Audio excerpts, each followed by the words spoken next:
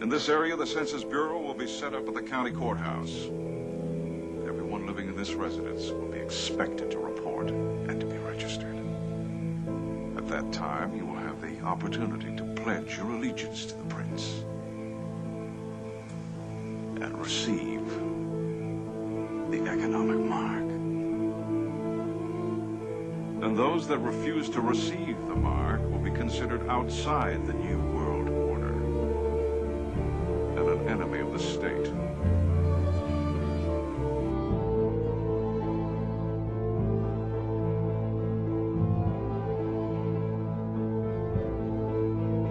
Destiny of the New World Order will be fulfilled.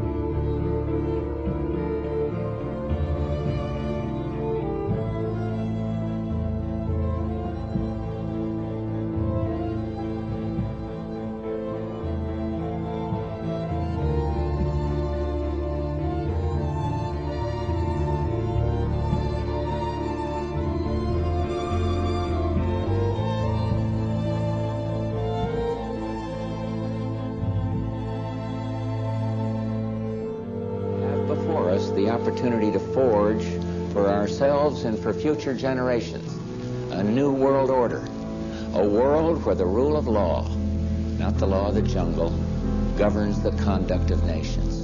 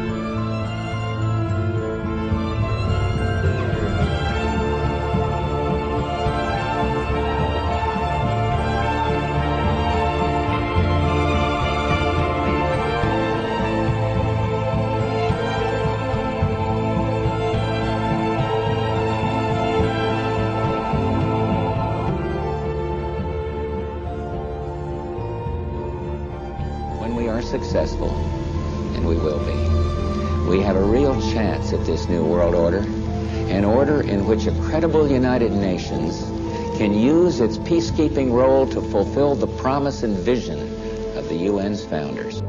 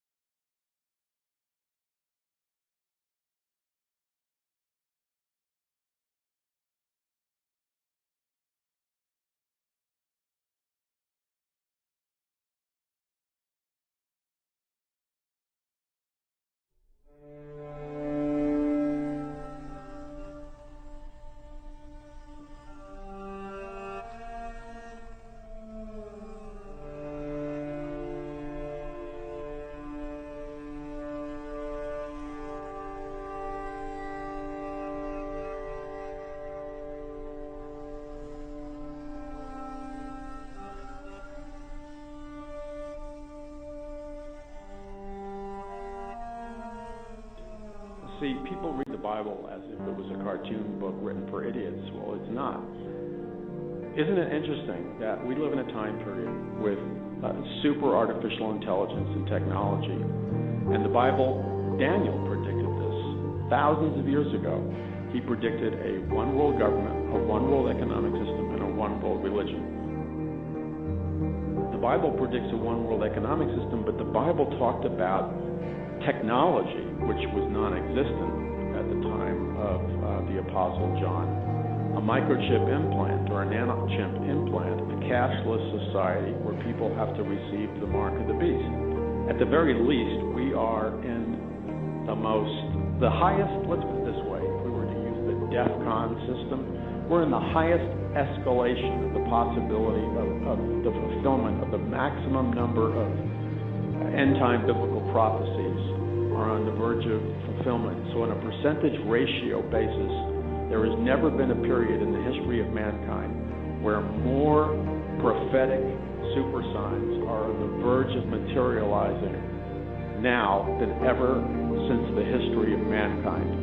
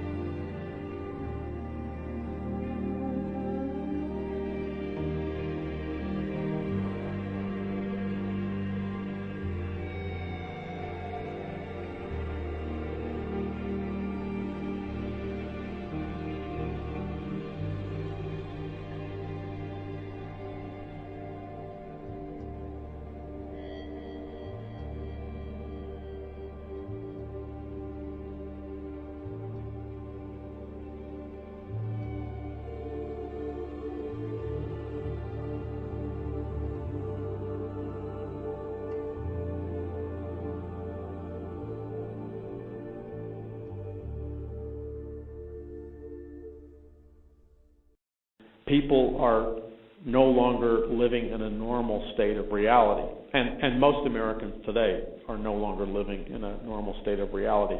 They have entered a kind of American matrix, which is it's almost a virtual reality that is produced by GMO foods, which affect brain chemistry, fluoridated water, the pervasive brain waves, alpha waves, and other waves that are being disseminated, the neurological programming in the media, and the mantra-like hypnotic subliminal programming and mind control that is emanating through our media on a subconscious level.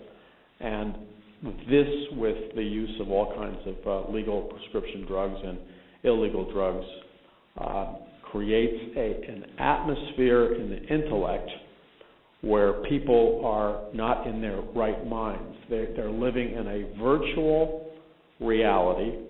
They've entered a Luciferian-generated matrix, and this entire isolationism and new reality that's produced through social media has created an artificial virtual world community. So their minds have succumbed to a great delusion. And on top of all of that, this delusion is literally being supernaturally energized by a fourth dimensional power source from Lucifer himself, because Lucifer is real. He's a very powerful angel, and he has the ability to transmit supernatural power. So people will be caught up in this euphoric, ecstatic state that is both the product of scientific mind control, drugs, altered states of consciousness, and it produces a virtual reality, a delusional state, a hypnotic state, and they will, with a smile on it, just like they did at the Jim Jones cult or the Hale Bopp cult, where they castrated themselves with a smile. And now you even add more to the mix, where you use the internet to bombard people with EMF waves and subliminal messaging. And then you take it even further, and they're the products of an educational system where the right brain has been suppressed, and all the neurological pathways in the right brain don't exist, and only the left brain neurological pathways exist, because when you suppress the right brain by teaching to the test, you destroy an individual or a child's ability to think outside the box. You destroy the ability to create. You destroy the ability to question, to look at the big picture, and you create compliant, robotic citizens who half of their brain hemisphere, the more powerful part, is inactive. And that is why the American population, as the European population, whether it's conservative, whether it's evangelical Christian, whether it's liberal, why they walk around as if they're in a trance state. You have the majority of Americans in a trance state where they have been all programmed. If you ask any one of them, they will brag to you with almost the violence that they are individual thinkers and that they think for themselves. But the irony is, how come that they're all individual thinkers and they think for themselves? They all think the same things, groupthink, because they're under programming. And then you have hypnotics in supermarkets and grocery stores embedded in the sound system.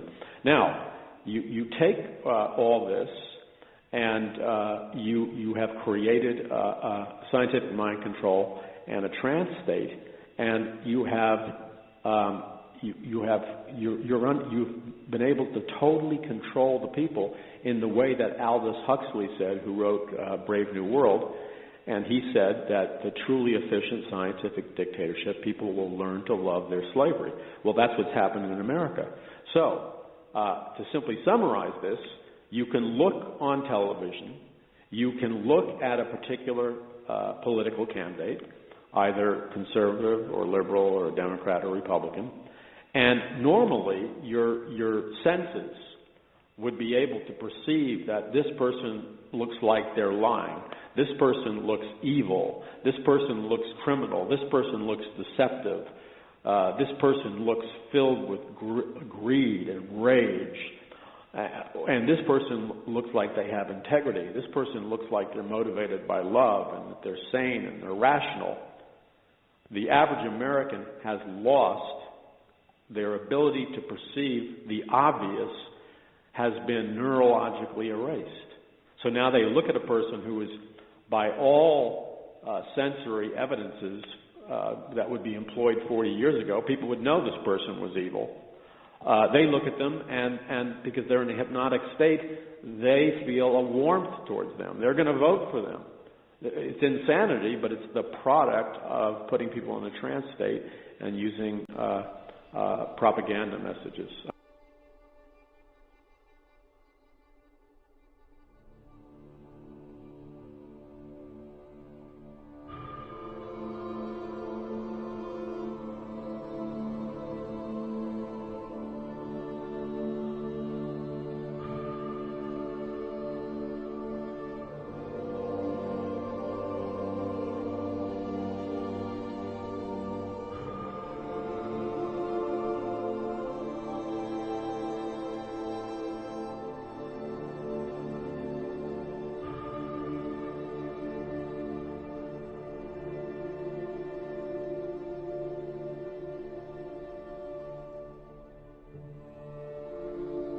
there's a global priesthood of a Luciferian scientific elite that is in actuality running this world.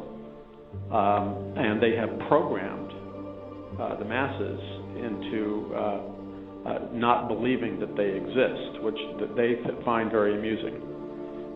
Because, well, I won't get into that, but the documentation for their existence by credible sources is overwhelming. But this global priesthood or Luciferian elite is running the world right now, and they're doing it with technology, science, and supernatural power that the average man or woman in America has been scientifically programmed to believe that it does not exist, and they laugh at it when people bring it up. But that's a firewall to protect this scientific elite, because they want to control this power for themselves. It enables them to make slaves out of the human race using technology and science that people don't know exist. And I was writing about this in my earlier books, and people would inevitably think you're crazy for bringing it up. But now it's come public. In the last several months, they have the ability to read minds. Now, I was writing and talking about that a long time ago, and people were, of course, scoffing. And most people probably still scoff. But it is now public information in scientific periodicals and popular scientific magazines. They have the technology to read thoughts, to read emotions, to actually see pictures that you may be envisioning in your brain, to hear what you're thinking, and on a very deep level, they can read your mind. They have mind-reading technology, and if people are scoffing at that, it's because you haven't done more than 3 minutes worth of research, because it's publicly available information. So this scientific elite was back there in the time of Pharaoh, and that was the spiritual mother of the Illuminati, the Pharaoh God-King system, and that's why we have a pyramid on the back of the U.S. dollar with the words New World Order at the base of it, and the all-seeing eye of Lucifer towards the top of the pyramid, and the tiny pyramid on the top of the pyramid is the elite that rule the slave class masses.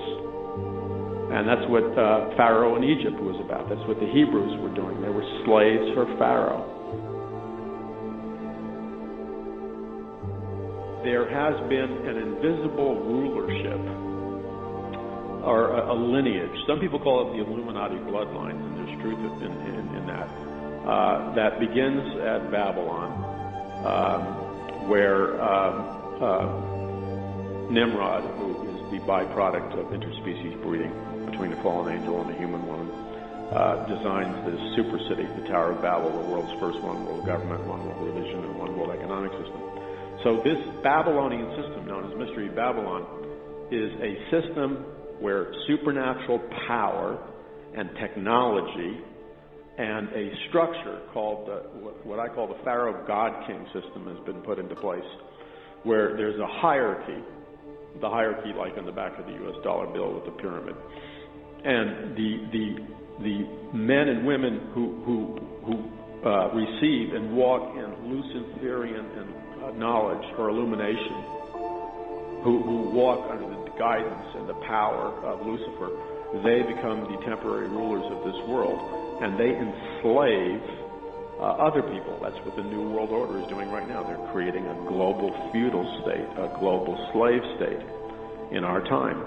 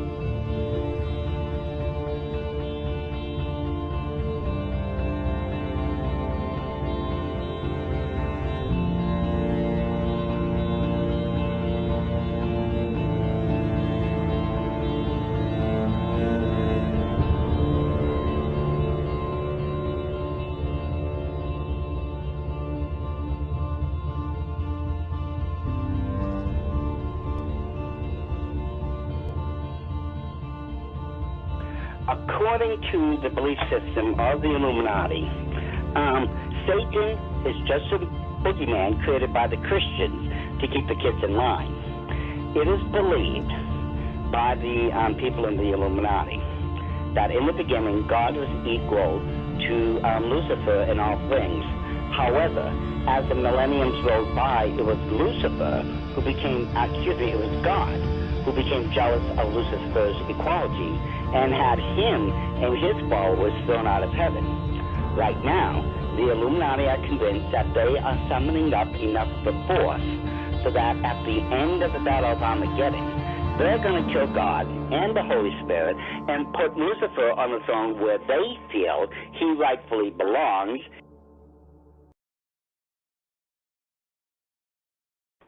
Well, the eventual goal, and it's been repeated throughout the existence of the Illuminati themselves, is to create what they call the Novus Ordo Seclorum, or translated from the Latin, the New World Order. Now, if we go by, about 30-something years ago, a lot of people think George Bush, when he was standing in front of Congress and he was calling for a New World Order, well, they thought he came up with some sort of new catchphrase. And after him, it was the Prime Minister of Great Britain who called for a New World Order, then Pope John Paul II, then the Russian Premier. But for all those people who thought that this was some sort of new catchphrase, they're wrong. One of the first people who ever called for a New World Order would have been Adolf Hitler.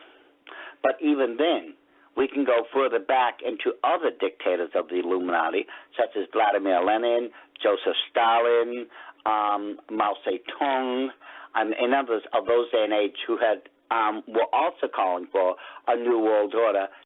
If you want to understand the present, you have to go into the past so you can understand the future. Stalin created, he's credited with started, socialism, but some people would say communism in communist Russia. But that's not true. You compare the plans and the belief system of the Illuminati, all it is communism by another word. Lenin, who actually, I should say, started supposedly socialism and communism in Russia.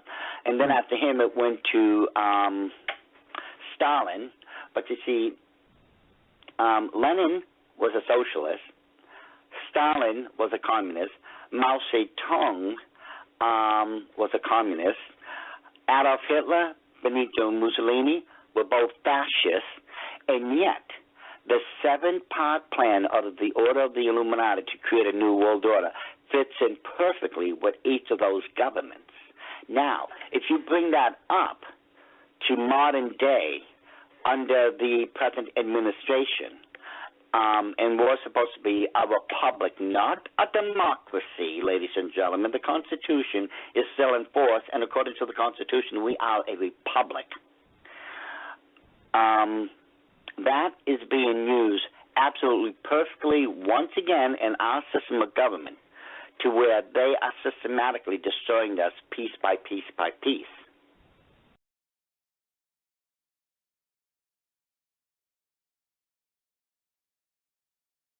And then you wrote a second series of books on Wall Street. Yes, these were trade books. In other words, they're not academic books. They're written for the general public. They concerned the build-up of the 3 types of socialism: Bolshevik socialism in Russia, what we might call welfare socialism in the United States, and Hitlerian or National Socialism. And each book examines the financing and the contributions made by Wall Street, by international bankers, to the development of that specific form of socialism. I was called into the office of the director, and I was told in no uncertain terms not to make any more speeches like that, and that this information should not be made public. This was the information that we were giving the Soviet Union the technology to develop its war potential? Oh yes. At that time, we were in Vietnam, and as you know, the Soviets were supplying the North Vietnamese. This was 1972. 1972, yes. And for example, I knew that the Gorky plant, which was built by the Ford Motor Company, but the Gorky plant in Russia produces the Gaz series of vehicles. The Gaz vehicles had been seen on the Ho Chi Minh Trail. We were supplying equipment to the Gorky plant in the middle of the Vietnamese War, and these trucks were being used to carry ammunition supplies which were killing Americans. Now, I thought this was morally wrong, and I said so in Miami Beach and at the Hoover Institution. And it was this type of information that was suppressed. So what you're suggesting then is that American corporations were helping to finance the German industry that was building up the war potential? American corporations, only a few, not many, financed Hitler through their subsidiaries. They transferred technology. They transferred material assistance, for example, stocks of tetraethyl before the Germans could manufacture it under the joint manufacturing agreement with the United States. And also they financed this. For example, Standard Oil financed in 1933 the development of the gasoline industry in Germany, which was needed to fight World War II. So basically what we're seeing then is American industry helping to provide the technology, helping to provide the finance, helping to provide the material that is going to allow Hitler to create his war machine. Yes, that is correct. Even in 1944, in the middle of World War II, we find that ITT was funneling funds to Heinrich Himmler's fund through Schroeder, who was the chairman of the ITT subsidiaries in Germany. We also find that Depag, the Standard Oil subsidiary in Germany, was financing Heinrich Himmler, and this was in the middle of World War II. Now, were these facts ever brought out at the Nuremberg hearings?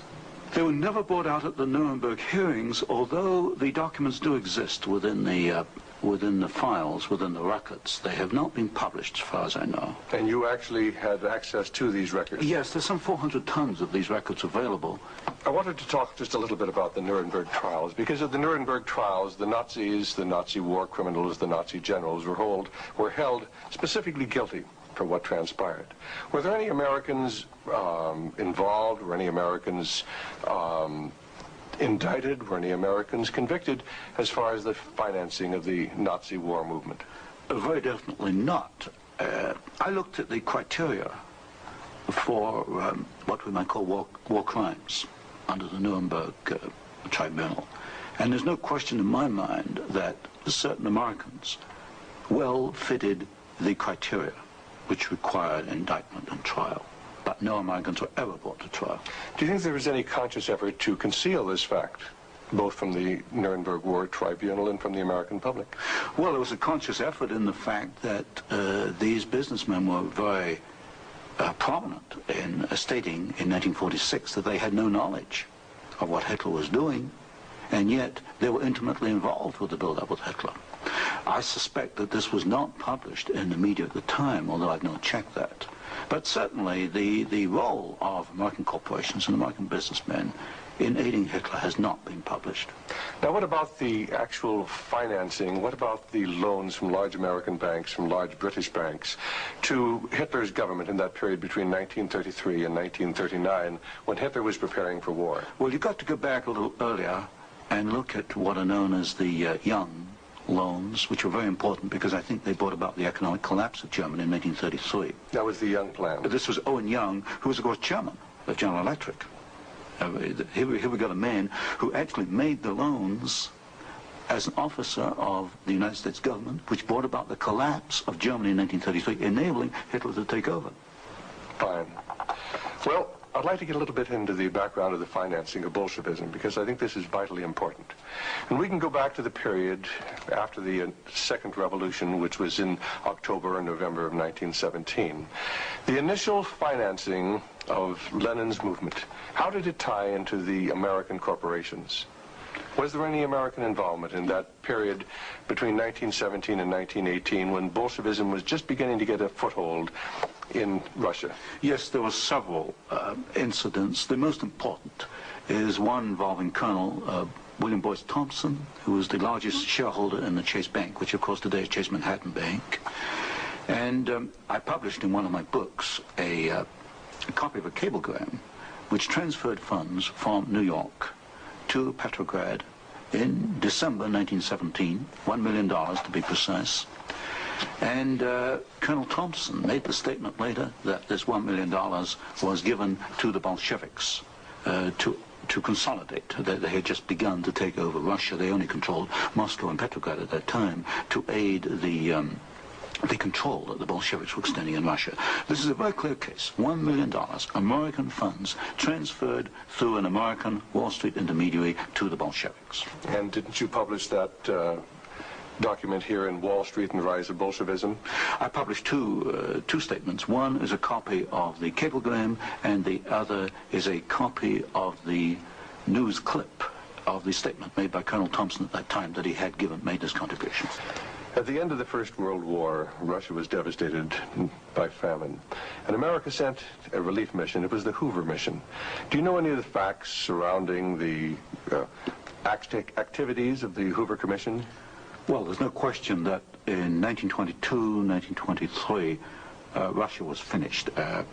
Industrial output was perhaps 8 or 10% of 1913 figures, and people were starving by the hundreds of thousands. And the Hoover mission was organized, of course, to send aid to Russia. But most of the aid went to the Bolsheviks, who controlled really quite a small part of Russia at that time. Only a very small part of the aid went to the White Russians or to the Far East. The Third Reich, or the Thousand-Year Reign, was an occult, satanic counterfeit of the millennial reign of Jesus Christ. A millennial means 1,000 years. So the Third Reich was a satanic counterfeit of Adolf Hitler attempting to be the Messiah, an occult Messiah.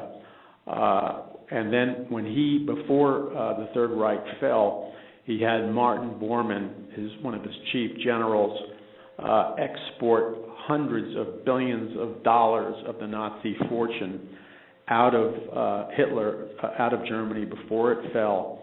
And Bormann, kind of like a super mafia chieftain, controlled over 500 multinational corporations with the Nazi money. And Hitler said to his leaders, he planned and knew that the Third Reich was going to fall, and he openly spoke of the Fourth Reich that would rise primarily through the Nazi investments via Bormann. And this is why the European Union was birthed with Nazi money. This is why the IMF, or International Monetary Fund, was birthed with Nazi money, as well as the World Bank. NATO was birthed with Nazi money. And the plan was to establish a Fourth Reich, or a fourth 1,000-year reign. Well, in an eerie, occult kind of symbolism, this very well could be the reign of the Antichrist. Wir haben ja gesehen in den Vorträgen bis jetzt, dass Luzifer ein Königreich aufbauen möchte und dass die UNO einen Schritt in dieser Richtung darstellen soll. So, diese League of Nations war ein Vorläufer der UNO. Es kommt auch noch von ihrer Webpage. In 1945 waren da 50 Länder, die sich sammelten in San Francisco, und somit wurde die UNO gegründet. Am Anfang waren da 51 Mitgliederstaaten, und die Sowjetunion und England und die USA, die waren die Hauptsignatoren. Jetzt die Vorläufer dieser League, Bund der Nationen, der hatte ein paar interessante Menschen, die damit beteiligt waren, und über die haben wir schon mal geredet bei diesem Vortrag Krieg der Bibeln, nämlich der Präsident von dem Institut für psychische Geschehen in England, der aus der Ghostly Guild, dem Geisterguild, entstanden ist, und da war auch der erste Minister Englands, Arthur Balfour war dabei. Und er war nicht nur das Haupt of the Society of Psychic Research, wo die Geister studiert wurden und der auch der Ursprung ist der Kanalisierung von Geistern, sondern er hatte auch eine Gruppe, die nannte sich die synthetische Gruppe, the Synthetic Society. Und ihr Ziel war, um eine Weltreligion herbeizuführen. Und er hat dann Frederick Myers auch von dieser psychischen Parapsychologie-Gruppe gefragt, um sich zu beteiligen. Und sie waren zusammen verantwortlich für das Vorwort für diese vereinigte Religion. Und in dem Dogma ist eingeschlossen, dass entschlafene Geister mit uns reden können. Also das sind so die wichtigen Persönlichkeiten, die bei den Verfassungen etwas zu tun hatten. Dann wurde Alger Hiss der erste Secretary General. Was ist das? Hilf mir. Generalsekretär. Gut, er war nicht der Erste, er war der Stellvertretende oder der Acting, bis sie einen gewählt hatten. Und dann stand hier im Time Magazine von 1945, er hat gefragt, er gehörte zu einem der Klügeren von der State Department von England. Und er war natürlich auch Sekretär der Bilderberger zusammen mit Joseph Johnson. Und die haben dann auch das UN-Charter geschrieben und das ist fast genau das gleiche wie das kommunistische Manifest. So nur so nebenbei gesagt. Also die Constitution, die Verfassung der USSR ist fast identisch an der Verfassung der UNO. Für jedes Ding, was ich sage, immer ein Zitat. Ich sage heute überhaupt gar nichts. Dass niemand sagt, bitte, Walter Veit hat es gesagt, er hat es nicht gesagt, Sie werden es selber sagen. Gut, Winston Churchill, der war ja auch trudischer Freimaurer, hat gesagt, die Schöpfung einer autoritären Weltordnung ist das endgültige Ziel, nach dem wir streben. Also wir zielen nach einer Weltordnung. Charles de Gaulle hat gesagt, die Nationen müssen sich vereinen in einer Weltregierung oder sie müssen verschwinden, sie müssen aussterben. So, das sind ja nicht gerade die kleinsten Persönlichkeiten, die dabei betroffen waren, das sind schon wichtige Zitate. Und dann, diese Person hier, Chick Raleigh, war der erste offizielle UNO-Sekretärgeneral und danach kam Dag Hammarskjöld, der war der zweite, der war ein schwedischer Sozialist. Und dann kam U Thant, der war der dritte und der war Marxist.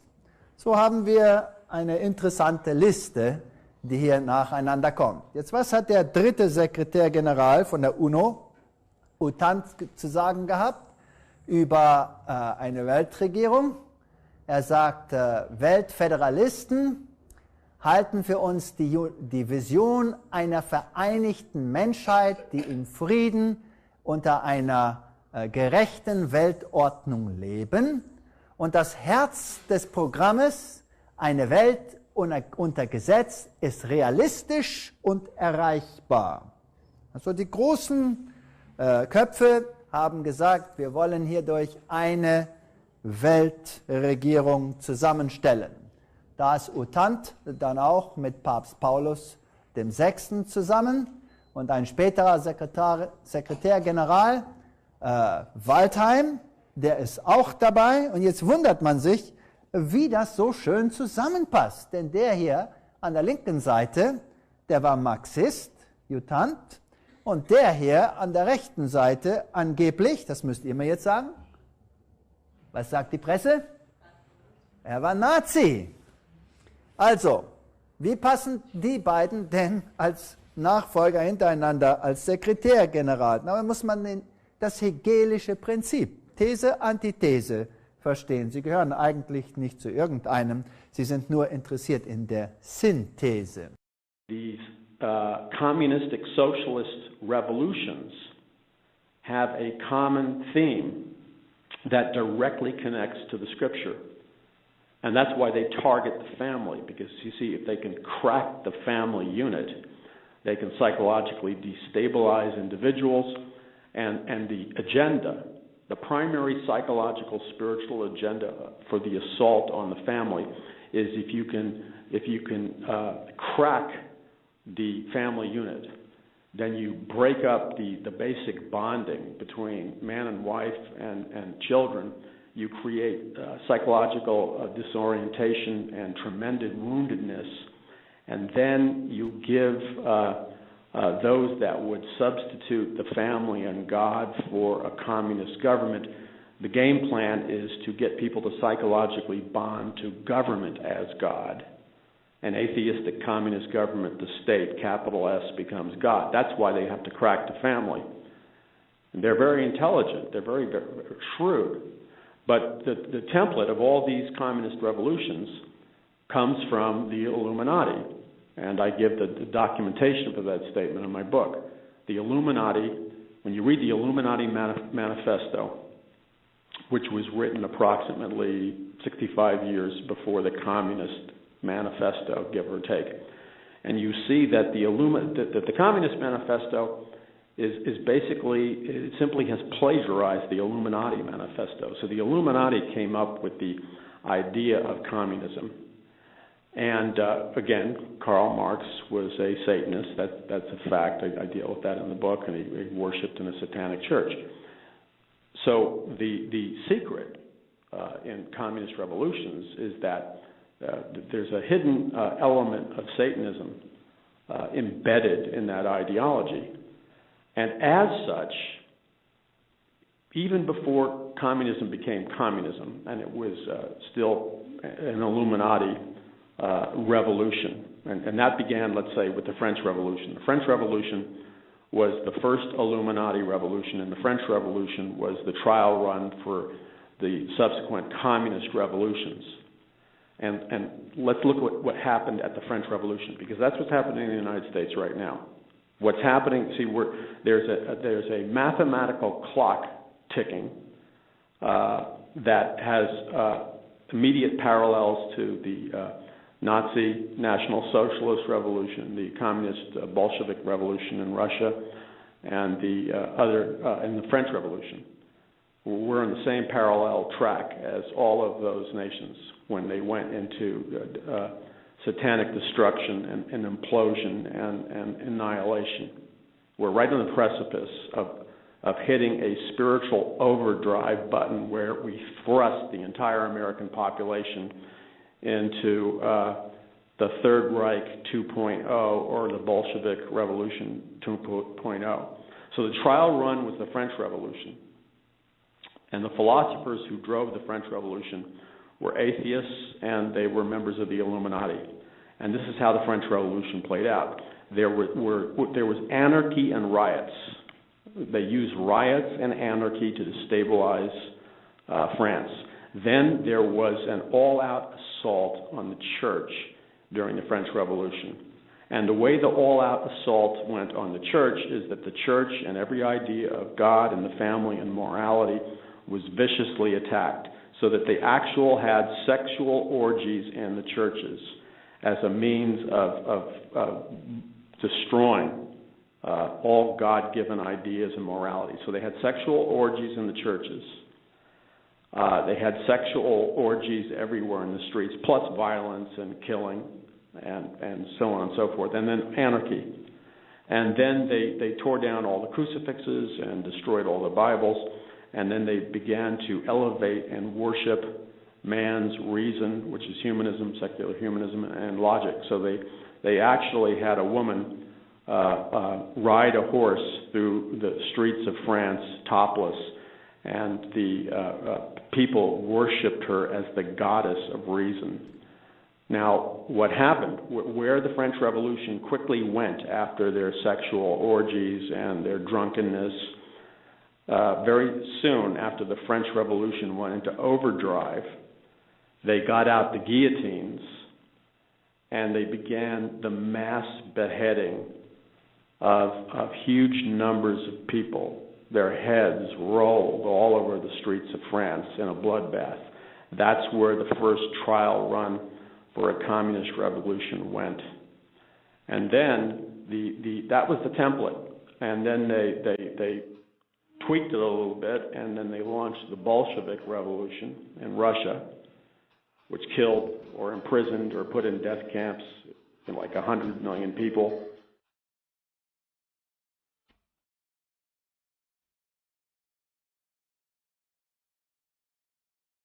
And then you add the communist revolution in China, and some staggering number of people.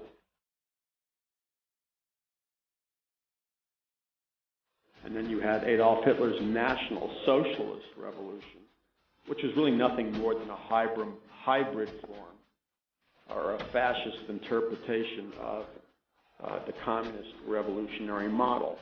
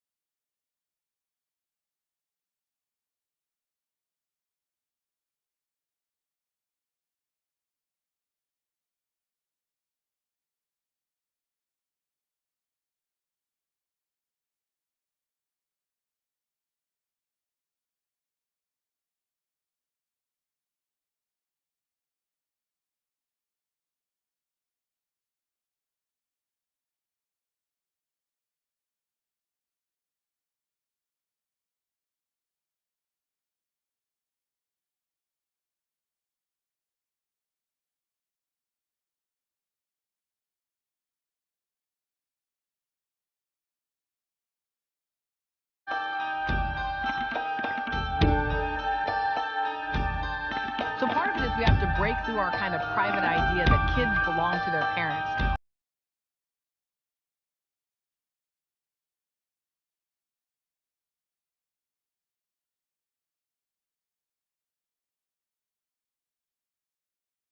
What is going on in the United States right now. The same strategy, the same exact game plan, and the end game is always the same in a communist revolution. The end game is the mass incarceration or imprisonment in camps of 50 million people or more.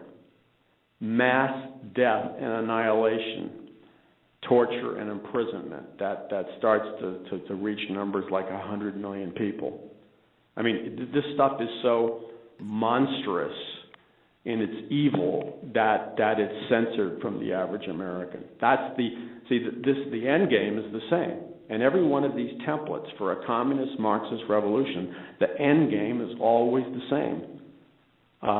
Mass death, mass concentration camps, total poverty. There's no workers' paradise. You have a tiny elite. The whole Marxist strategy is an Illuminati strategy to consolidate the wealth of the masses, to turn them into slaves by deceiving them that they're going to get to be part of a workers' paradise. That's scientific mind control. But in reality, they become a hive mind, a collective working slave force for a tiny elite that works them to death. That is the true purpose for communism. It has nothing to do with the people. That's the mythology. That's the sucker game to con the masses. And so this is where America is going right now. And the end game has to be, according to history, because using the historical models of what has happened before, there has never been a communist revolution ever which did not end in mass death and mass annihilation. So what will happen in America if we do not see a radical intervention and a radical change of course immediately? When I say immediately, I'm talking about this year. We reach a point of no return, and with mathematical precision, history guarantees us that the end game for America will be the mass arrest of millions of Christians. There will be concentration camps. There will be mass death, mass murder on a scale that just about every American who has been scientifically dumbed down cannot believe could possibly happen, yet it always happens. And the target, the crosshairs, and make no mistake about it, the crosshairs are on Christians and Jews, especially because they are perceived as the enemy of the state, because in an antichrist system, people who worship Christ have to be the enemy. And that's what's happening in America. And that's why I wrote my book, A Prophecy of the Future of America, not for the purpose of fatalism. But look, these race riots are a systematic strategy that Doug, you were talking about earlier, that can quickly, you can wake up, especially with the mass media as a completely agent of the elite. We now have the mass media controlled by 6 major corporations. For the most part, there are some notable exceptions, but for the most part, the mass media is a propaganda machine that would have made Adolf Hitler sing for joy, or the Bolshevik revolutionaries and Lenin and Stalin sing for joy. The mass media in the United States has become one of the most corrupt, perverse forces. It's an unelected fourth branch of government, and a lot of it, not all of it, is built on lies and mind control.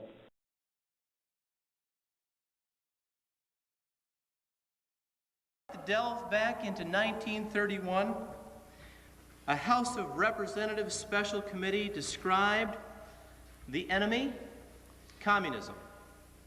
And here's what they said.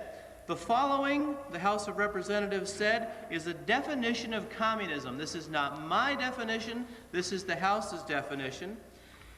A worldwide political organization advocating, 1, hatred of God and all forms of religion. 2, they advocate destruction of private property and inheritance. 3, they advocate absolute social and racial equality promotion of class hatred. They advocate revolutionary propaganda, stirring up strikes, riots, sabotage, bloodshed, and civil war. The House of Representatives in 1931 said they advocate the destruction of all forms of representative or democratic government, including civil liberties such as freedom of speech, of the press, of assembly, and trial by jury. It's the planned destruction of America.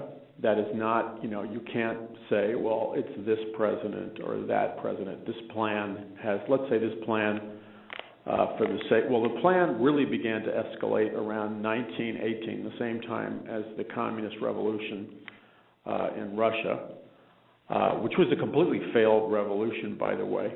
The Russian people did not want the Bolshevik revolution. They did not want communism. They were relatively economically prosperous under the Tsar in Russia. But the international bankers, and this is a matter of fact, it's a matter of historical record, which I document in my books, the international bankers, the same banking families that are behind the Federal Reserve System in the United States, they have consistently bankrolled both sides of wars. So some of these international bankers, they bankrolled Trotsky, and they bankrolled the Communist Revolution. And they sent Trotsky and some other communist leaders in a ship to Russia, and they went city by city trying to carry about this communist revolution for the workers' paradise, and the Russians just did not want it. But the bankers kept pouring millions of dollars into it, and finally the bankers literally bought themselves an army of thugs and criminals, and city by city with the bankers' money, because again the Russian people didn't want it, they forced this communist revolution on the Russian people. And they were promised a workers' paradise, and instead they got a workers' hell or a workers' nightmare. And Russia today has still not recovered from the oppression that occurred, and they didn't want that. The mythology is that it's a popular uprising. No, it was a bankrolled uprising by super capitalists, and these same super capitalists, these international banking families, they're the root source behind the global turbulence, what's happening on the border, the devaluation of the dollar, because their goal is a world communist state, and those are their words. The word communist state or world socialist state was their words.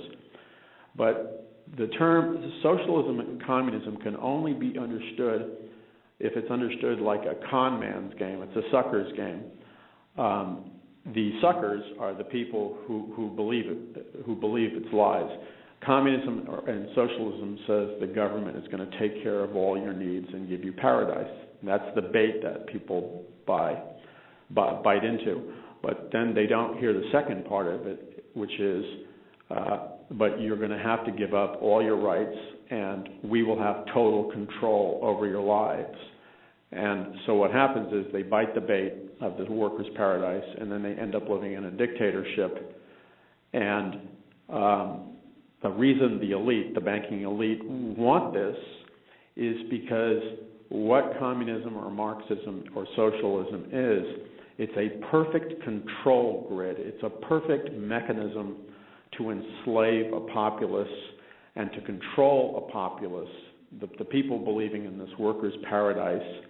But in reality, it's really an instrument of the elite to oppress people and control people in kind of a feudal system that the old kings and queens in Europe used to rule their slaves with. Number 6, the House of Representatives said the ultimate and final objective is by means of world revolution to establish the dictatorship of the so-called proletariat into one world union. In other words, what George Bush described as the New World Order. incredible to think that someone who has been espoused as a conservative Republican, George Bush, holds dearly to the beliefs of the Communist Party.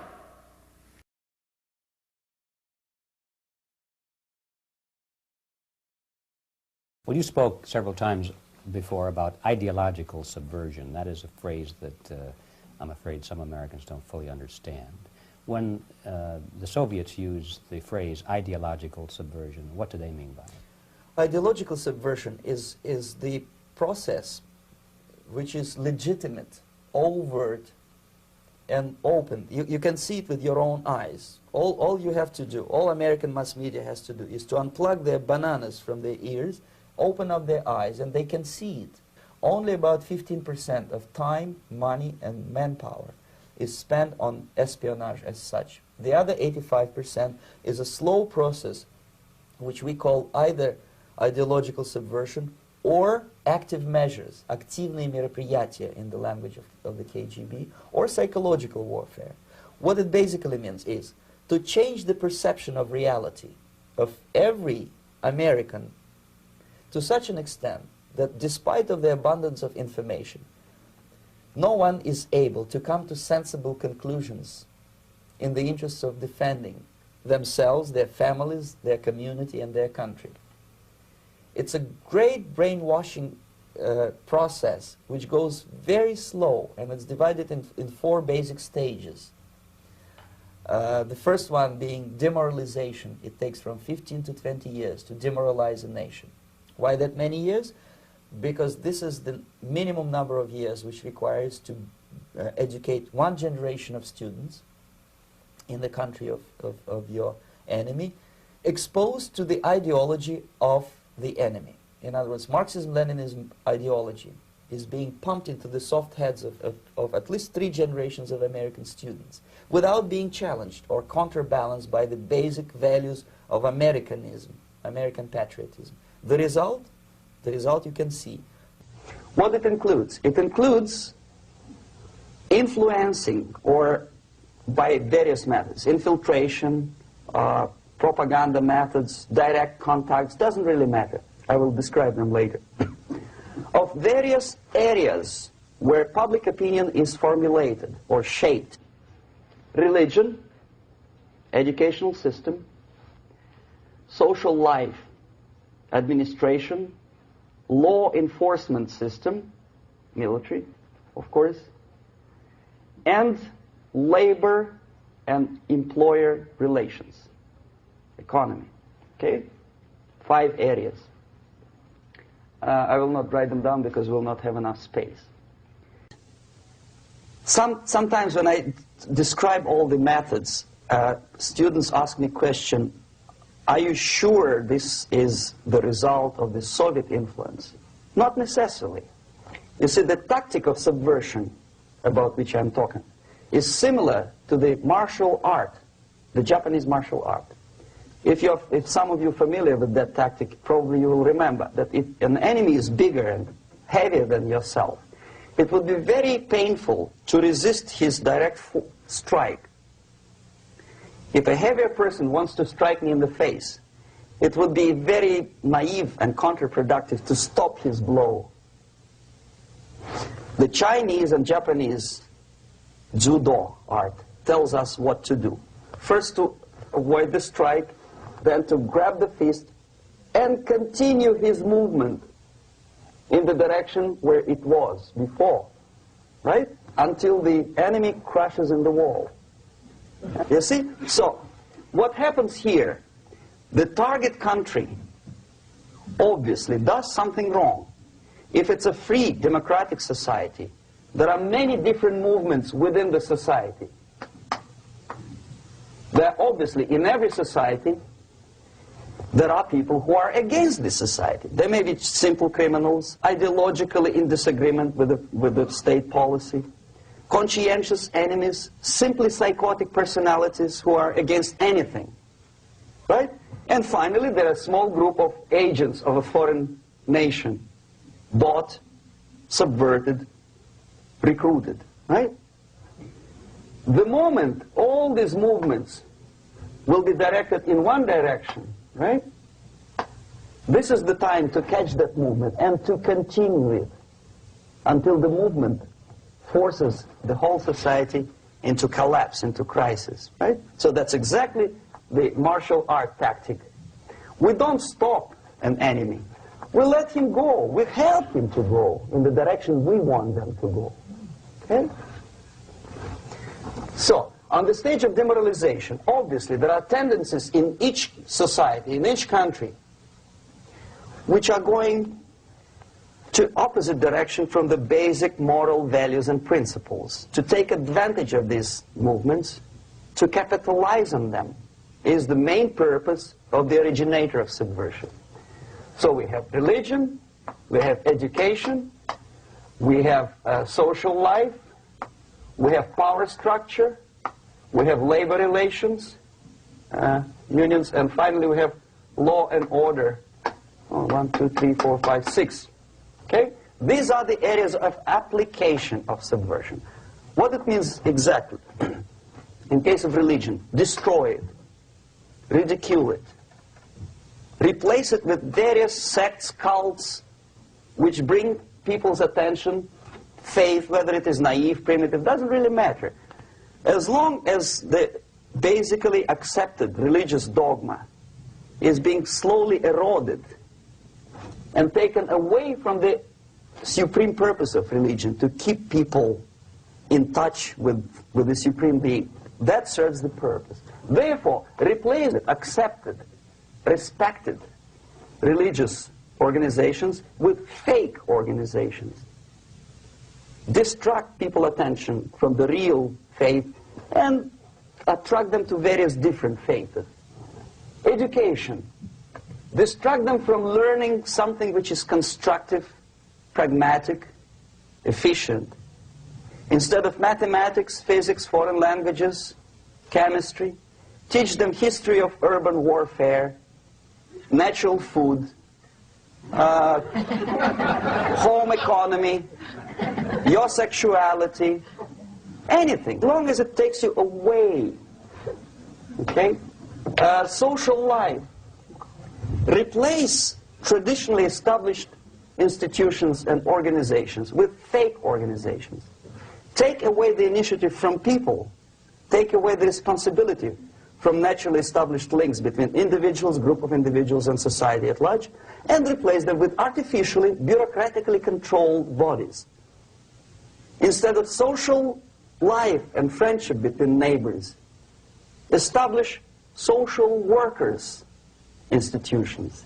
People who are on payroll of whom? Society? No. Bureaucracy.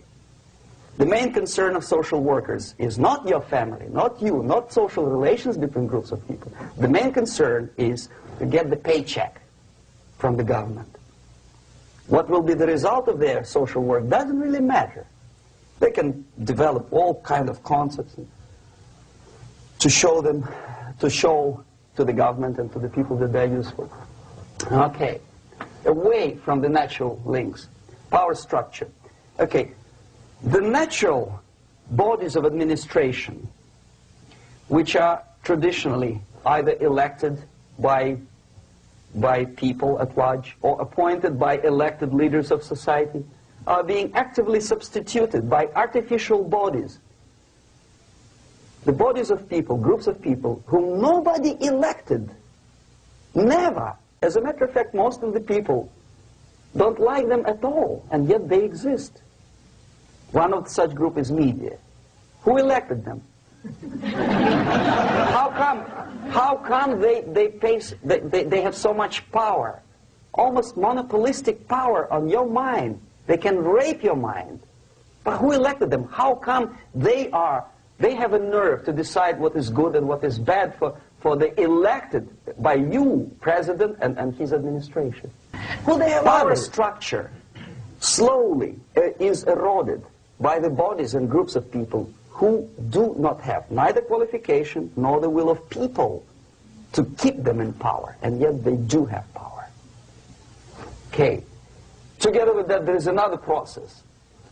law enforcement, law and order organization and structure is being eroded. For the last 20, 25 years, if you see old movies and new movies, you can see that in new movies, a policeman, an officer of the United States Army looks dumb, angry, psychotic, paranoid. A criminal looks nice, kind of, well, he smokes hash and shoots the whatever drug, but basically he's a nice human being.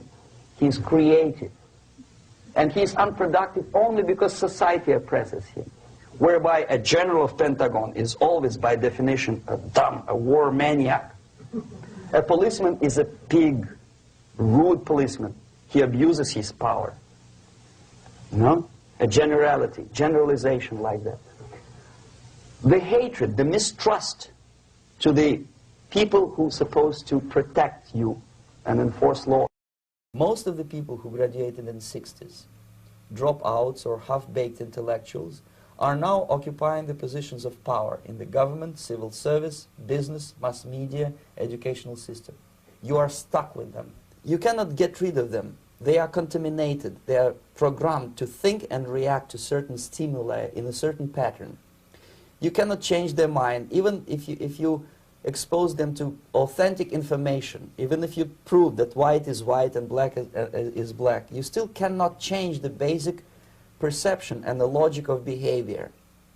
In other words, these people, the process of demoralization is complete and irreversible.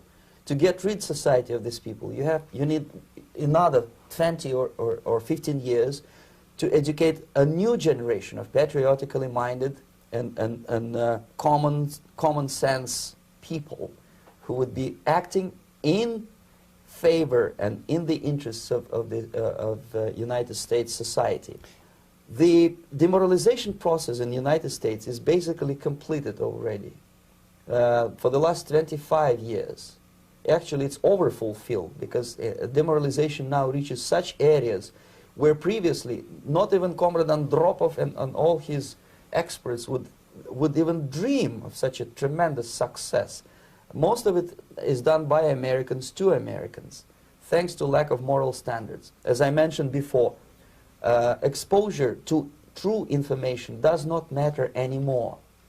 A person who was demoralized is unable to assess true information. The facts tell nothing to him.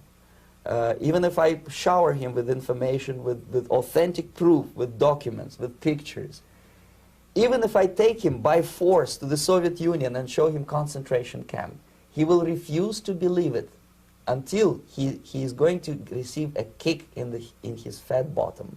When a military boot crashes his, then he will understand, but not before that. That's the tragic of the situation of demoralization. When we deal with antichrist philosophies that are built on spiritual deception, such as communism or Marxism, despite the fact that there's total proof that these philosophies lead to mass death, mass annihilation, all the people that believe in it do so by denying reality, by denying the facts. The next stage is destabilization. This time, subverter does not care about your ideas and the patterns of your consumption. Whether you eat junk food and get fat and flabby, it doesn't matter anymore.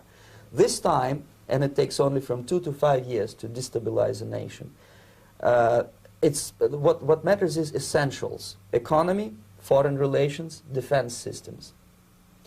And you can see it quite clearly that in some areas, in such sensitive areas as defense and economy, the influence of Marxist-Leninist ideas in the United States is absolutely fantastic. I could never believe it 14 years ago when I landed in this part of the world that the process will go that fast.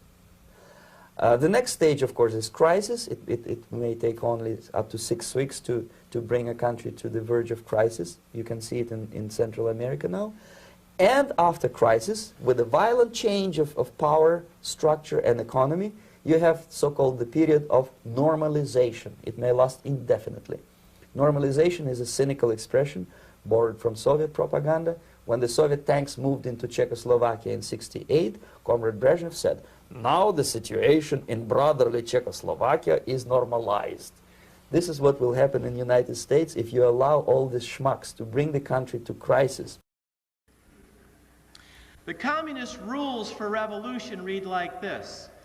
Ask yourself if any of these apply to today. Corrupt the young. Get them away from religion. Get them interested in sex. Make them superficial and destroy their ruggedness. If you like, you could take a pencil and just make a little check mark if it's already been done. Get control of all means of publicity. Get people's minds off their government by focusing their attention on athletics, sexy books and plays, and trivialities. Divide the people into hostile groups by constantly harping on controversial matters of absolutely no importance. Tanya Harding, O.J. Simpson. We've spent 2 years with O.J. We spent a week with John F. Kennedy. Destroy the people's faith in their natural leaders by holding them up to contempt and ridicule. Always preach true democracy, but seize power as fast and as ruthlessly as possible. Congress just passed the anti-terrorist bill. That bill allows the government of the United States of America to use its own military on American citizenry. Communist rules for revolution. By encouraging government extravagance, destroy its credit, produce fear of inflation with rising prices and general discontent. Someone said earlier today the mistake that the Freemen in Montana made was they wrote fraudulent checks. But I ask you, how can you defraud a fraudulent bank? The Federal Reserve is completely fraudulent. It makes money out of thin air and then charges usury on top of it. Promote unnecessary strikes in vital industry, encourage civil disorders, and foster a lenient and soft attitude on the part of government towards such disorders. By specious, meaning fair-seeming but deceptive. Argument caused the breakdown. Breakdown of what? Old moral virtues, honesty, and sobriety. In other words, promote abortion, homosexuality, lesbianism, witchcraft, cause the restriction of all firearms on some pretext with a view of confiscating them and leaving the population helpless. The 1986 Gun Act was taken almost verbatim from Nazi Germany in the 1930s. Well, the media tells us that communism is dead. I'm going to tell you that any sense of truth coming from the media is what is dead.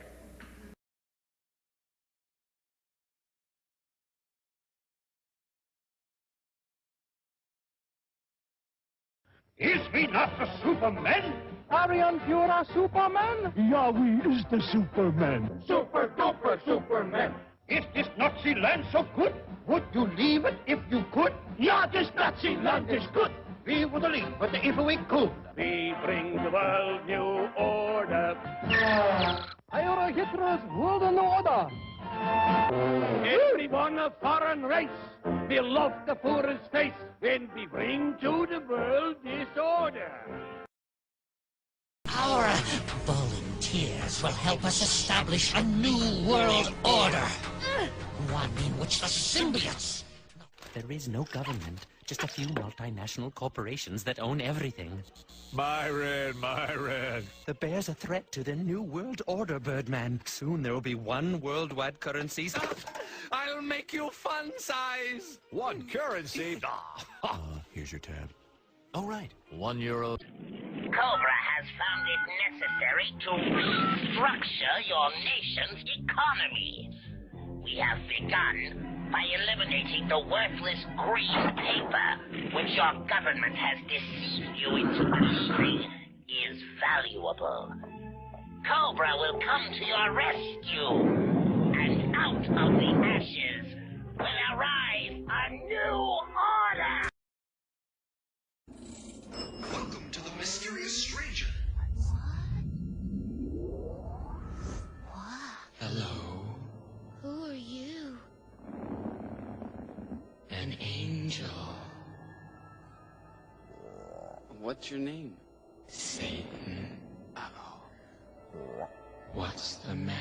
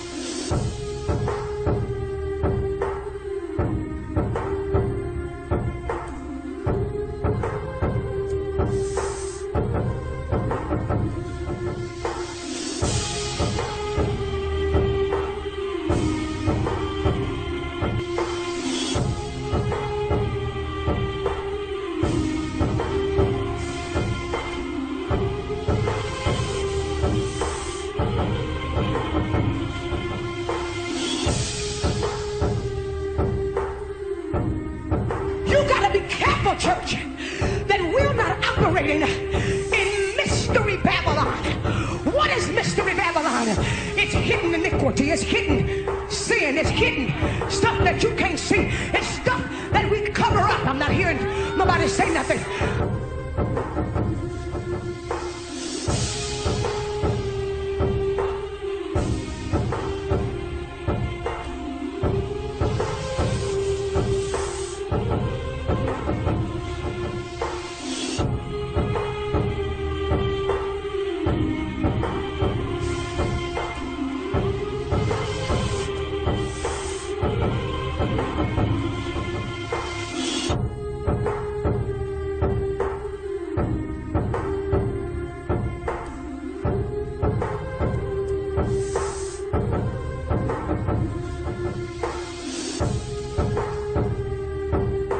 Lucifer, the most powerful fallen angel, before he fell, he was the worship leader in heaven. And Lucifer was the master musician in heaven. He was the worship leader.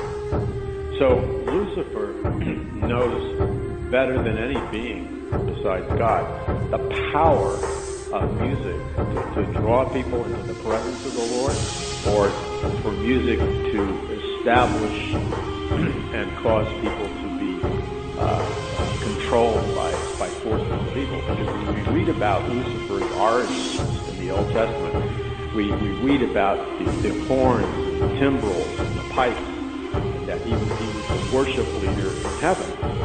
And so he understands better than any man or woman the importance of the power of music. It's not any wonder that in our society, Lucifer has taken control of large quarters of the music industry, and especially the music industry that influences young people, like hip-hop and rock and roll and pop music and other forms of music, which really gets into the hearts and minds of young men and women. And we hear musical tones which are in themselves evil. We hear rhythms that produce anger and arouse sexuality. We hear lyrics which arouse all kinds of evil thoughts laid over the music. And then we see the video images, which are occultic and pornographic and satanic, mixed in with it. So music becomes a great weapon of Lucifer for evil. And this becomes a control system for controlling youth.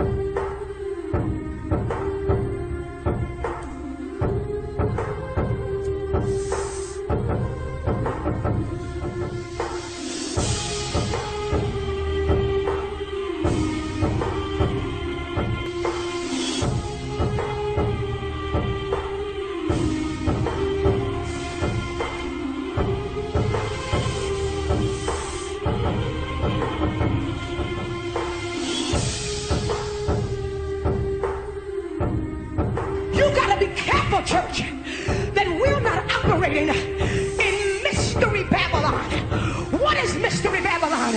It's hidden iniquity, it's hidden sin, it's hidden stuff that you can't see. It's stuff that we cover up. I'm not hearing nobody say nothing.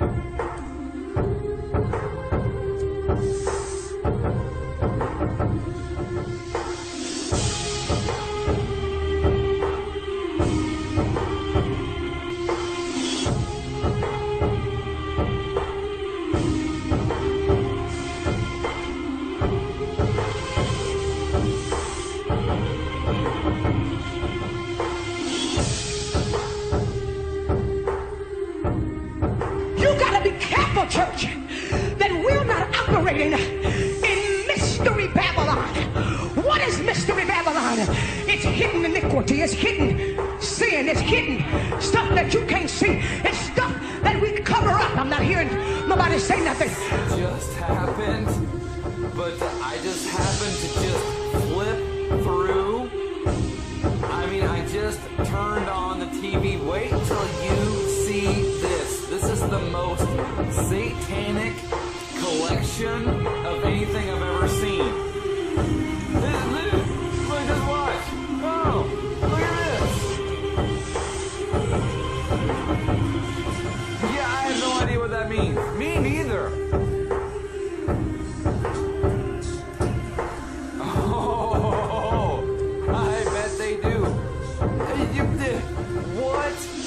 Just for the next night to just talk about the devil. What? And then that's it. I mean, that's it. And then they just play baseball. And that's it. Yeah, they just play baseball. They just said, hey, everybody, look at it. Look at it. Huh? What the? Oh yeah, planet Earth. I forgot. I almost said where were we and what kind of world? I forgot.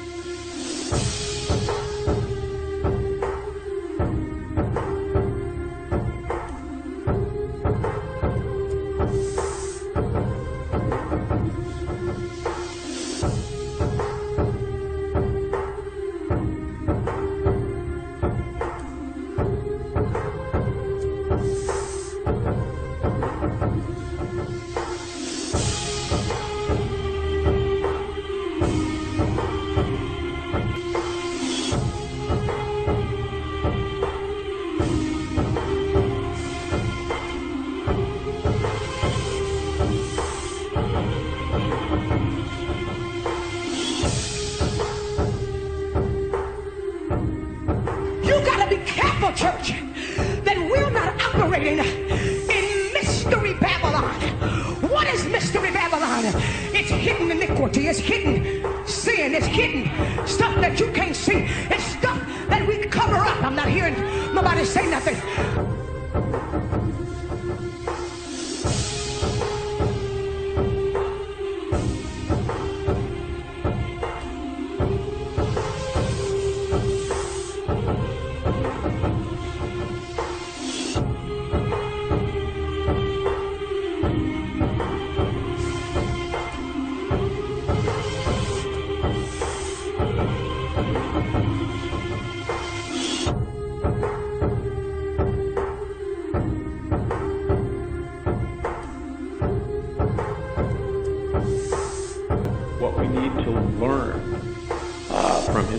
That when there is a satanic revival, like there was during the French Revolution, satanic revivals don't just stay in the world of entertainment and spiritual reality. Satanic revivals historically gain energy and momentum. They ultimately embed themselves in the political structure of a nation. And then at a certain point, if a satanic Luciferian revival is allowed to accelerate it will inevitably produce a satanic Luciferian revolution, as in the case of Nazi Germany, as in the case of the French Revolution, and was the case in the Communist Revolution, because Karl Marx was a Satanist. The end result of a Luciferian revival and evangelism is, people need to really hear this, because it always plays out the same. Mass destruction, concentration camps, brutal dictatorship, and hell being unleashed on earth. And we saw it happen in France with the guillotines and sexual orgies in the church during the French Revolution. We saw it in Nazi Germany, and we saw it in communist Russia. For those who entertain that very evil sin of unbelief, recognize that the result of that will be horrific death and destruction. And it's not romantic, and it's not something that you can say, oh, no, this is horrible. It's hell unleashed on earth in a society. And we are a split second away from that happening in America at any time. And the only reason it has not happened in America yet is because that God's power is restraining it for the sake of the elect and because of their prayers and repentance. We're hanging by the thread of God.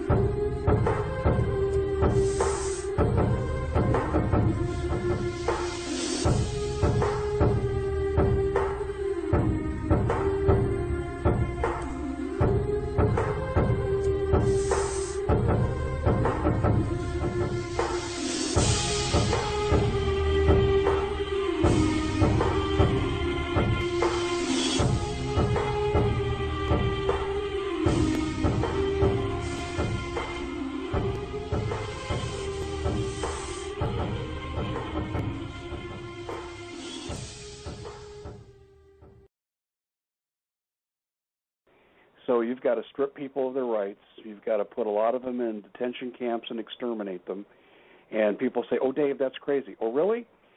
Now, most people will have heard of Larry, but in case you haven't, he was hired as an FBI special informant, and his job was to penetrate the Weatherman Underground run by Bill Ayers and his wife today, Bernadine Dorn. And his actions and her actions resulted in the deaths of both American law enforcement and also American citizens. Bernadine Dorn did time in prison. Bill Ayers was able to skate. This wasn't a hippie group, as they've been portrayed. They were master's degree people from Ivy League schools. Bill Ayers' father, Tom Ayers, was the head of Con Ed of Illinois. Here's where this is going. You said, really, there won't be extermination in FEMA camps in America in the modern age? Let's just consider a couple things. And Larry Grathwohl talked about how he interviewed Bill Ayers. He said, well, Bill, if you ever win and you get this communist takeover that you want, what will you do first? And he says, well, probably we're going to have to round up. And this is when America had 180 million Americans. You're going to have to round up 50 million Americans and put them in re-education camps in the Southwest, and we'll have to kill half of them. Well, those numbers today translate to not 25 million dead, but probably closer to 40 million executed. You know, and Steve and I were actually talking about that yesterday morning, and he said, I think it'll be 50%, Dave. He says it's going to be closer to 100, and I agree with him. I brought up the subject of what's going to happen after we take over the government. We become responsible then for administrating, 250 million people. And there was no answers. No one had given any thought to economics. How are you going to clothe and feed these people? The only thing that I could get was that they expected that the Cubans and the North Vietnamese and the Chinese and the Russians would all want to occupy different portions of the United States. They also believed that their immediate responsibility would be to protect against what they called the counter-revolution. And they felt that this counter-revolution could best be guarded against by creating and establishing re-education centers in the Southwest, where we would take all the people who needed to be re-educated into the new way of thinking and teach them how things were going to be. I asked, well, what is going to happen to those people that we can't re-educate, that are die-hard capitalists? And the reply was that they'd have to be eliminated. And when I pursued this further, they estimated that they would have to eliminate 25 million people in these re-education centers. And when I say eliminate, I mean kill. 25 million people. I want you to imagine sitting in a room with 25 people, most of which have graduate degrees from Columbia and other well-known educational centers, and hear them figuring out the logistics for the elimination of 25 million people. And they were dead serious. Bill Ayers and Bernardine Dohrn, and many of you already know this, launched the political career of one Barack Hussein Obama from their South Side Chicago home. Bill Ayers still visits the White House today. I documented that in yesterday's article. And Bill Ayers is a friend of this president. He's unashamed. I ran an interview that elders did with Sean Hannity after Bill Ayers was on, and he was unrepentant about the terrorist activities he was involved in, the bombs that he set off. One of them resulted in the death of a San Francisco policeman. Yep. He could care less. And this is the guy who launched Obama's career. And we're not supposed to be worried. And the fact that he still has contact with Obama, and this man is unrepentant for his actions, these weren't youthful indiscretions. He's proud of what he did. That's why I put the elders interview up there with Sean Hannity, to show that this man hasn't changed. So here's the mindset that was present when he and his wife launched the career of Barack Hussein Obama. We should be really worried about what's coming.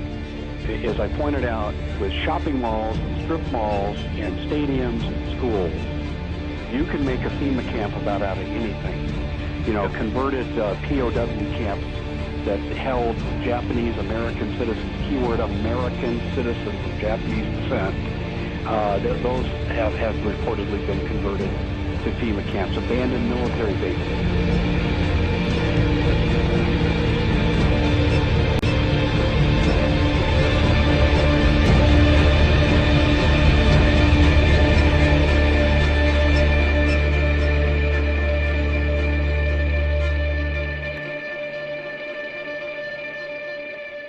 Forces of chaos that are operating in our culture, whenever you see the forces of chaos, whether it's in the economic realm or the social realm or the political realm or the moral realm or the spiritual realm, whenever you see the forces of chaos, people need to understand it's not random, it's strategic and it's planned. And to take it one step further, and this may be a big bite for a lot of people, but the point is it's true. It's documented, not just by me. It's been documented by numerous people, huge numbers of people. I document it in my book. And the reason I document it is because I don't expect people to take it at face value. I certainly didn't. All of this stuff I was skeptical about until I really began to dig my homework, to do my homework. So the next phase of this is people need to understand that the communist movement, or what could be called the progressive movement, and the world socialist movement. And before I even go further, people need to understand that the information is compartmentalized and fragmented. So not every single person that's involved in this movement politically or socially or whatever, most of the people only have a very small amount of information. They're not aware of how what they're doing links up at the very highest levels. So there's no sense of a grand conspiracy because they're all isolated and deliberately compartmentalized. The way it's working and the way it's designed is somewhat like the Al-Qaeda terrorist cell groups. They're all designed to work independently, so they don't have to communicate with one another. Well, the same thing with this communist movement. It's designed to work independently, so people don't necessarily have to communicate with one another. But as you go up the pyramid, and it is a pyramid structure, the Luciferian hierarchy, the pyramid structure, the communist movement is the fascist movement and the Nazi movement. They are tools. So, for example, Occupy Wall Street, so-called popular uprising, or the communist movement, or the 1960s radical student movement that I was a part of. These are all financed by the international bankers, the George Soroses of the world,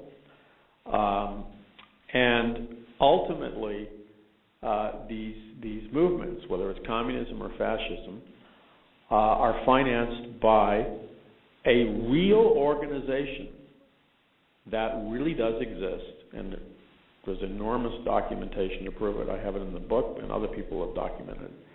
But for people who haven't done their homework, and the people who dismiss this as a conspiracy theory are always the people who have done no research, or maybe they spent 5 minutes, of the existence of a Luciferian elite which is controlling these chaotic events in our society.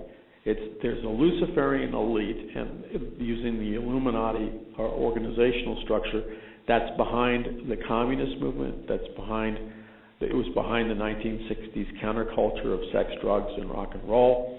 It was behind the feminist movement. It's behind the gay movement. It's behind Occupy Wall Street. It's behind many of the Christian movements. And it is the invisible hand that's very much at work in our society. And many of your listeners are familiar that one of their constant playbook strategies is the Hegelian dialectic, where they take two opposing forces. So they'll finance, the international bankers financed Hitler, and they financed the communists. That superficially appear to be opposites, but they were both financed by the Luciferian elite, so that they would have a thesis and antithesis, opposites, with the goal of bringing the population into a synthesis, a merger of the two systems. And that's what they're doing now in the United States. So what people need to understand is there's a Luciferian elite at the very top. The politicians are not necessarily, some are, but many of them are not necessarily aware of this, but many are. I mean, Skull and Bones is a Luciferian society. It's real. And it even uses Luciferian symbols like the skull and bones, and it's connected to the not the neo-Nazi, it's connected to the Nazi occultic movements in Nazi Germany. And you have many and the Bohemian Grove it's not a conspiracy theory. There really is a giant statue of Moloch there, and the presidents and prime ministers of nations and leading scientists gather together to drink, to have sexual orgies of all kinds, to conduct and participate in occult rituals, and then they conduct mock sacrifices of little children. Now, even if it's a mock sacrifice of a little children, where they put the child on the hands of the statue of Moloch to be burned alive, and in the Old Testament, they actually did burn the children alive when they offered them to Moloch. Why would the most powerful politicians of both political parties, the most powerful scientists, economic bankers, cultural leaders in our world, why would they go to the Bohemian Grove and participate in satanic ceremonies and even offer mock sacrifices to children? That's not funny. A mock sacrifice of a child is not funny. It's perverse and it's sick beyond description. That's a satanic ritual. Why are they participating in it? They're participating in it because at the highest levels, many of these men and women are willing servants of Lucifer.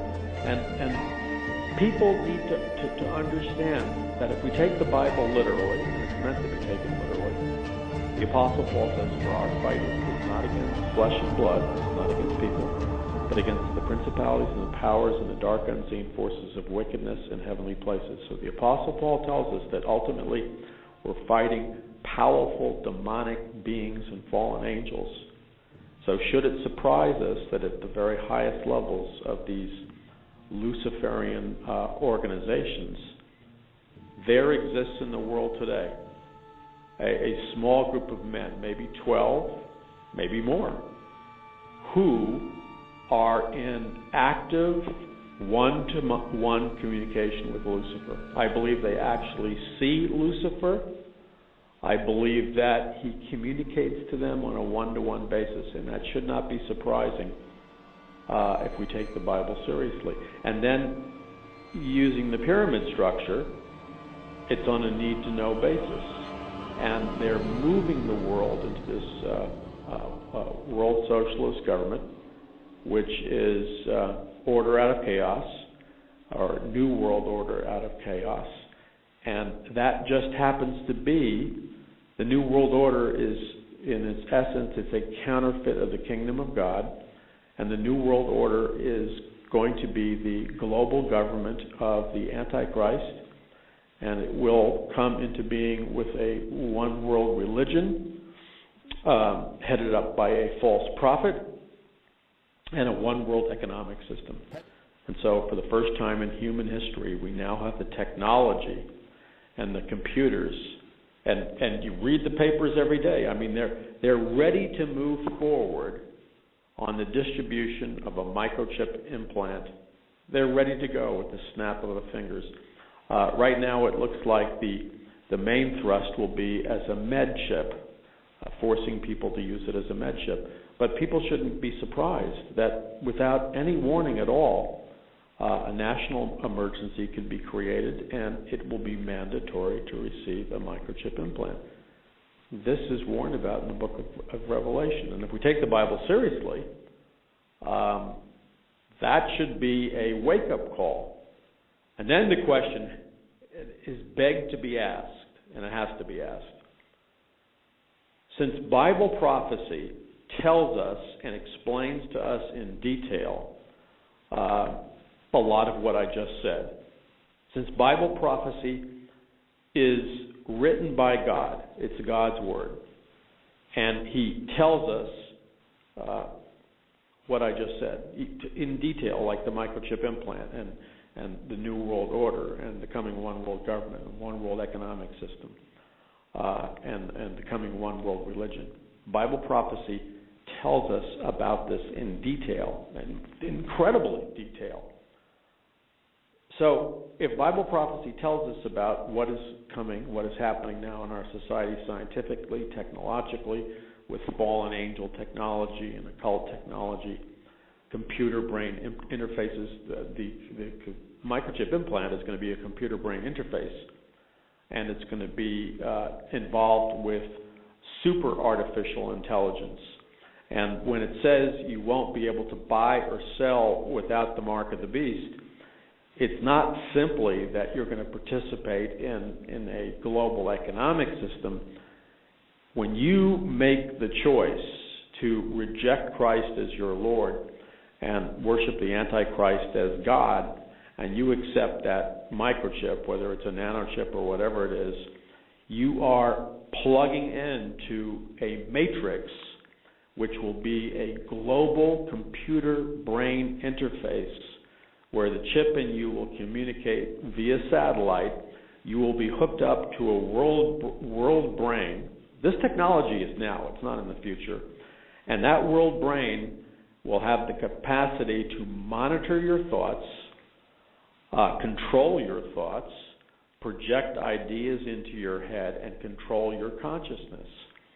And that, so this idea that the Bible talks about quite extensively, when the Bible talks about worshiping in the image of the beast, well, that's dealing with holographic images, virtual reality, and a matrix. There's nobody that's going to receive the mark of the beast by accident. You're not going to get an injection or a microchip implant, or there's a lot of people who have microchip implants right now for various reasons. You're not going to be damned and separated from God for all eternity by accident. So nobody is going to get the mark of the beast by accident. God doesn't do that. In order for you to receive the mark of the beast, or let's say perhaps there's a technology where you might have a chip implant to begin with, let's say before that chip implant is activated to become the mark of the beast, every single person is going to be presented with a clear-cut volitional choice where in order for that chip to function as the mark of the beast, they have to actively renounce their worship of Jesus Christ as Lord, and then they have to actively pledge their allegiance to worship the Antichrist as God. It's going to be very clear-cut, and it's going to involve an act of their will. Nobody's going to get the mark of the beast by accident, so people need to be relieved about that.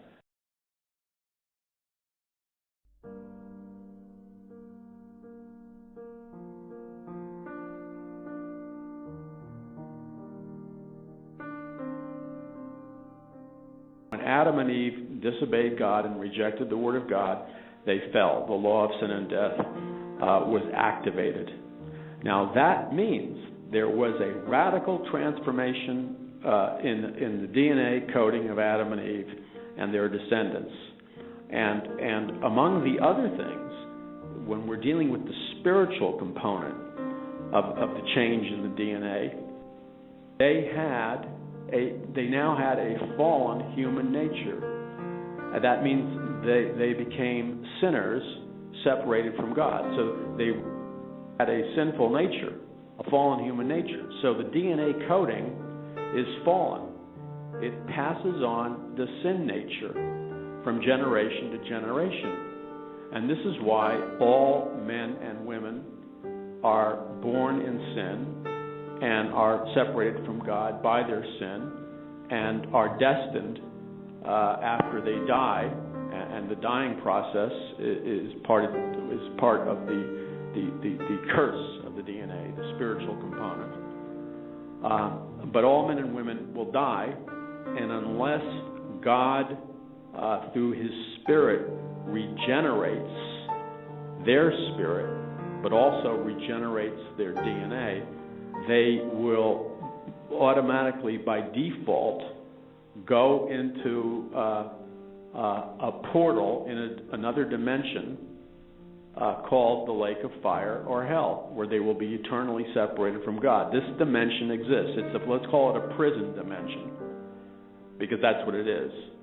It's for people who do not want to be part of the kingdom of God. They have said numerous times, I want nothing to do with God. I hate God's laws.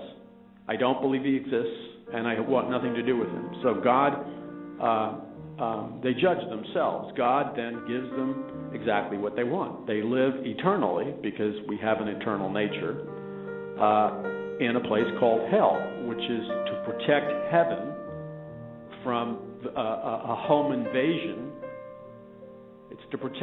Hell is to protect heaven from a home invasion from people who are demonically controlled. The kingdom of heaven cannot be invaded by demonic forces. So God puts them in another dimension for all eternity. Now, the fallen nature of man is fallen, and that's passed on from generation to generation. So all men are sinners. So the only way that a person can enter the kingdom of heaven is to be born again. And the only way to be born again, there's no other way, is to receive God's method of being born again, which is in Jesus Christ by faith, believing in God's salvation in Christ. By believing in God's salvation in Christ and putting faith in it, that opens the interdimensional portal for God's divine energy, His Holy Spirit, to flow into a man or woman's being, and they are regenerated. They're made alive in their spirit. They are born again. They're alive prior to that, but they're dead spiritually because their DNA is dead. On a spiritual level, their DNA is dead. So when they're born again, the Spirit of God regenerates them, and they come alive spiritually. They receive a new nature. So the DNA of God is reactivated somehow by the Spirit of God. The DNA of God is reactivated, and the inner nature, the core nature of a man or woman who's born again, they come alive spiritually, and they are regenerated by the Holy Spirit, and they will live forever, and they will receive glorified bodies and live with God forever in heaven. And that's the power of that life force.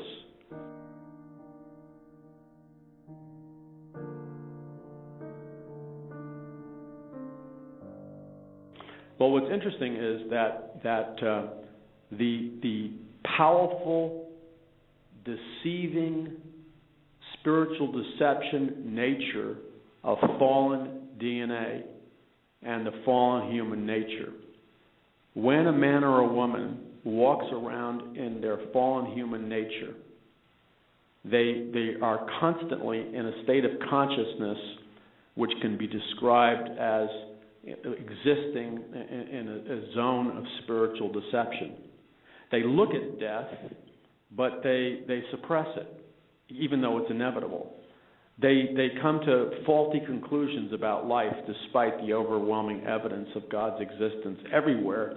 They deny His existence. So this is a state of consciousness that is entirely built on deception. And so people enter into a state of consciousness which can only be described as a lie state of consciousness. But even though their bodies are degrading every day, diseased and rotting, and eventually they die, they spend very little time, if any time, contemplating what happens to them after they die. They suppress any serious consideration that they might be held accountable for their lives by a judge of the universe, which is God. They suppress that in unrighteousness and denial.